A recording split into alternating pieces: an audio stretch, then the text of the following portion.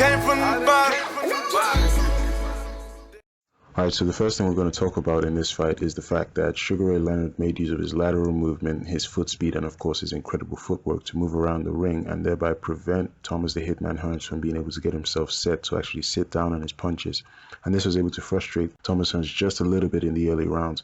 However, Ray Leonard did lose the first 5 rounds simply because he didn't have enough offense, and Thomas Hearns was able to convince the judges that he was the aggressor in this fight. We've already pointed out, he is also a very skilled boxer. Of course, the speed of foot will be expected from Sugar Ray Leonard, and we're seeing some of that excellent footwork right now. We're outdoors in Las Vegas, Nevada at Caesar's Palace. Well, Sugar is really using that lateral movement. Tommy Hearns on the left. Ray Leonard circling. As per Angelo Dundee's instructions, he said outbox him side to side, move around. Alright, so now we're going to take a look at how Ray Leonard is able to use his lateral side-to-side movement to actually set up some of his offense. Specifically, we're going to be taking a look at how he's able to force Thomas Hearns to actually make some positional corrections or some positional adjustments. And then by combining this with feints, he's actually able to create openings against Thomas the Hitman Hearns. Even the crowd here at Las Vegas are waiting. Even the crowd here at Las Here we see Ray Leonard using his side-to-side lateral movement. So of course, as he steps over to the left, we notice that Thomas the Hitman Hearns is actually moving over to his right to cut off the ring and thereby cut off the angle against Sugar Ray Leonard. And now we see Ray Leonard change direction and force Thomas Hearns to make a very slight change or a very slight correction in his direction as well. Now, being one step of your opponent typically boils down to basically forcing your opponent to react to what you're doing in the ring. And as they are reacting to you, you should be punching. So that's what the best fighters do. Now we see Ray Leonard feint the jab, which forces Thomas Hearns to jab with him. Now the jab or the jab feint is a very good way to get your opponent to jab with you. Ray Leonard fades away from Thomas Hearns' jab, as we can see, and thereby transitioning his weight over to his back foot. So I just want to quickly say, the jab or feinting the jab is a very good way to get your opponent to jab with you, and this is also a way for you to exploit their jab if that's what you want to do. Now Hearns actually steps forward as he aims to close the distance with Sugar Ray Leonard. He's doubling up on his jab. By stepping forward, he actually walks right into Ray Leonard's jab, as Ray Leonard has his lead foot on the inside, circling over to the left, thereby partially exposing the center line of Thomas Hearns and allowing him to get away with this crisp, beautiful jab as he circles over to the left. This is beautiful boxing from Sugar Ray Leonard. Alright, now let's talk about how Thomas Hearns was able to get his own back against Ray Leonard when he was able to use his jab to gain control of the center line and land a beautiful right hand on Ray Leonard. Unless he straightens himself up and starts keeping his weight over his feet when he jabs. Good right hand from Hearns. He starts keeping his weight over his feet when he jabs. Good right hand from Hearns. Alright, so let's pay attention to how Thomas Hearns doubles up on his jab while moving to the left.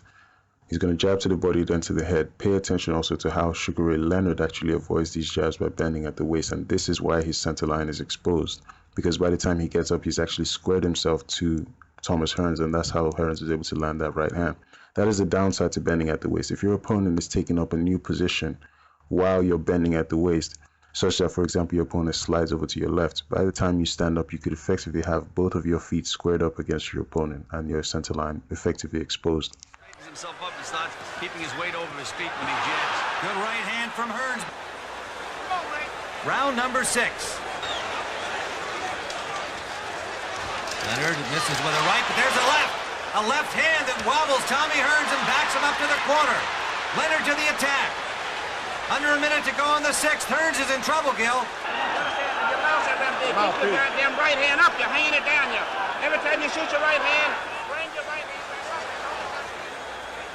Well, we heard what Manny Stewart told Tommy Hearns. He says, keep that right hand up or you'll get hit on the chin with a left hook. And there's that big left hook that hit him right on the chin, wobbled him, and maybe turned this fight around.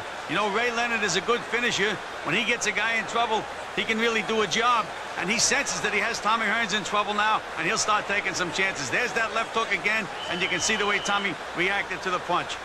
So after Ray Leonard was able to land that punch I just showed you in the 6th round, the entire fight literally changes on its head. You have Ray Leonard actually backing up Thomas Hearns, stalking Hearns, trying to get on the inside, Whereas you have Hearns trying to maintain his distance with Ray Leonard and actually trying to make use of more of the ring than he did in the previous rounds. So the fight literally turns on its head, and we're going to take a look at the strategy for both guys. One punch at any time, so Ray is taking a chance, but I think that's what he's going to have to do to win this fight. Opening minute of round number 7. Hearns had his way through the first 5. So as I previously said, Ray Leonard wanted to keep his head as close to the chest of Thomas Hearns as possible, whereas Hearns understood this and knew that the best chance he had was to keep Ray Leonard on the outside. This would give Hearns the ability to actually generate power and leverage on his big right hand, as well as making his jab more effective. With Ray Leonard trying to close the distance, Hearns obviously knew that his jab and his right hand would be taken away from him. Leonard bangs to the body. Solid left hook and a left hand upstairs behind him. You can see how Sugar Ray has completely changed his style. Watch now as Ray Leonard is attempted to get on the inside. Thomas Hearns understands this, takes a step back, uses that telephone pole of a lead hand to keep Ray Leonard on the outside. See how he literally stops Ray Leonard on his tracks. The two guys continue to fence and vie for position in the middle of the ring. For Thomas Hearns, it's all about keeping his distance. For Ray Leonard, it's about closing that distance and getting his head as close to the chest as possible. Now watch how these guys can. Now watch how Thomas Hearns is going to buy some space. Watch how he buys this distance and uses that lead hand to control Ray Leonard, keep him on the outside. This is the game plan. And look what follows after that. Big right hand. Beautiful punch from Thomas Hearns. You can see the game plan is all about distance. These guys are boxing, but this is a chess match. Hearns got a right hand through. Leonard stayed right there and bangs to the body again. Uppercut scored by Leonard. That hurt Hearns. So as we look at this, we see that Ray Leonard is very comfortable being on the inside and breaking Thomas Hearns down to the body with that left hook we just saw. Now look at Ray Leonard control the gloves of Thomas Hearns as he walks forward. And I've said this many times, but I'll still say it again. Champions must control their opponents. That's what Ray Leonard is doing.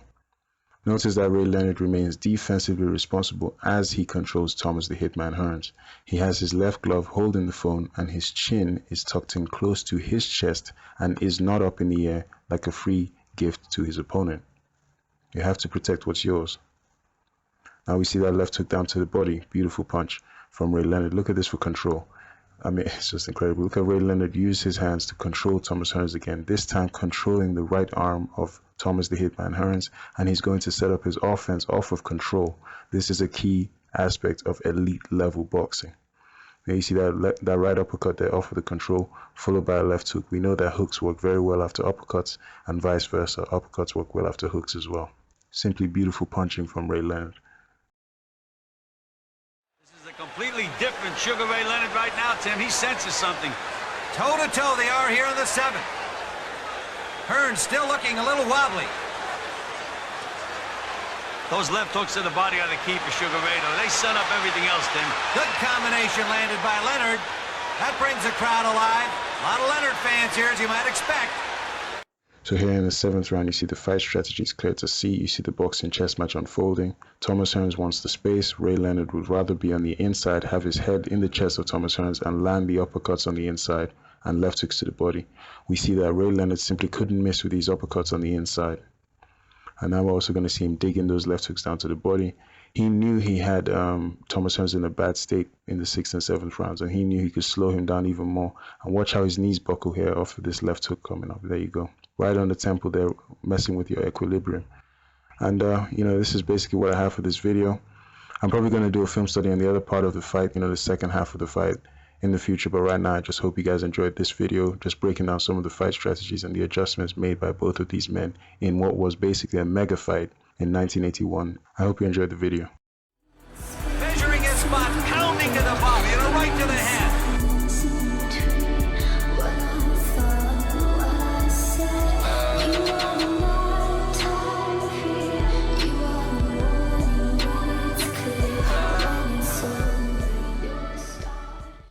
Please make sure you click the red button to subscribe to my channel if you already haven't. Then check out some of my previous videos, or you could check out one of my more popular videos right now. Or you could do absolutely nothing and go out to the outro music. Frank Lucas or Blake Grip. Same time, it's the same grip. Trips to Puerto Rico, that Rico law. Pack in the hallway is Seton Hall.